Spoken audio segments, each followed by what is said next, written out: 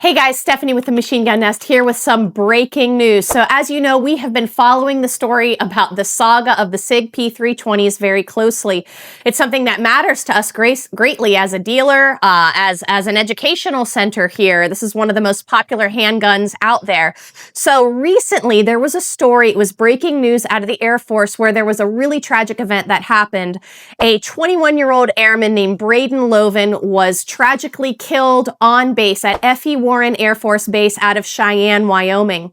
Now, the story originally was that the firearm, the M18, the pistol that they were issued was in a holster on the desk, and that it had gone off and shot him in the chest, and that he tragically passed away from that. But since then, we have learned more, and this context is everything.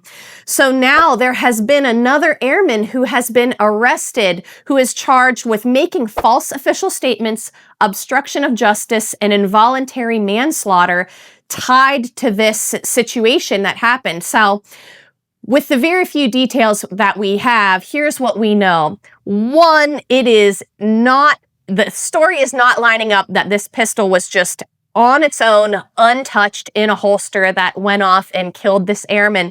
There was another person involved. Now, we know that if the charge is involuntary manslaughter, this other airman did not pick up the gun and intentionally murder his fellow airman. So we don't know what happened.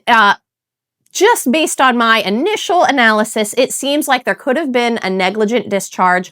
It seems like there could have been maybe some, I don't know, don't take this to the bank, but from what we have, it seems like maybe they were handling their firearms and not following those basic rules of firearm safety, not pointing it at anybody that you don't want to kill or destroy, not putting your finger on the trigger, all of those rules to result in this awful tragedy. It seems like if that did happen, he was probably really embarrassed about it, maybe terrified at the same time because of what happened, and ended up making this false statement. We don't know, but what this does mean is that it was a hasty decision on the part of the Air Force and maybe on the part of all of these other organizations who decided to ban it. So right after that happened, there were groups within the Air Force that banned the M18 pistol. This is what is issued to so many of those warriors. We have this here at the range. It's a great handgun. So now we're waiting to see, are they going to walk this back? Are they going to deem this safe to use? A lot of other branches are still carrying it, still using it reliably. So this is a developing story. The involuntary manslaughter charge is what's so interesting to me.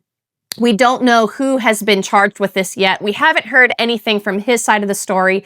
The official spokesperson only came out to emphasize, of course, that you are innocent until proven guilty, which we all know, but the story, the pieces are starting to come together. So we're going to keep you updated on this. As of now, it looks like this M18 pistol was drawing a lot of false ire.